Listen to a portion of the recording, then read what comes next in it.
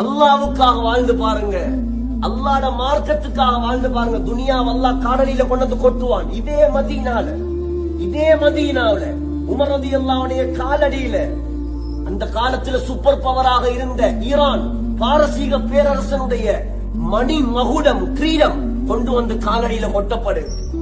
எத்தனை கிலோ தெரியுமா? சில வரலாறு எழுதுறாங்க 92 கிலோ தங்கம்.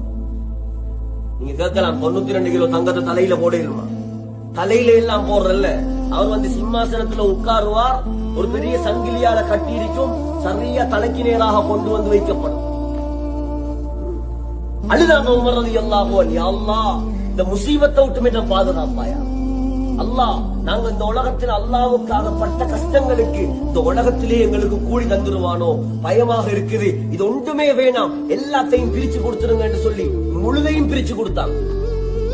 இன்னைக்கு நாடுகள்ல மாணிக்கங்கள் எடுக்கப்படுது, தங்கங்கள் எடுக்கப்படுது. எங்க போகுது? அல்லாஹ்வுக்காக. தீன் முக்கியம் எங்களுக்கு, அதை விளங்கிக் கொள்ளுங்க. நான் எனக்கு பேசுறது உங்களுக்கு அல்ல. எங்களுக்கும் பலரும் வரும்போது போகும்போதும் அல்லாஹ் எங்களையும் டெஸ்ட் பண்ணுவான். எங்கட சிந்தனை துனியாவுல சாயுதா, தீன் பக்கம் உறுதியாக இருக்கிறா? மார்க்கம் முக்கியம், அல்லாஹ் முக்கியம். அல்லாஹ்வுக்கு கொடுத்த ஒரே மரியாதை தான் இந்த மதீனா இன்றும் மரியாதையான பூமியாக இருக்கு.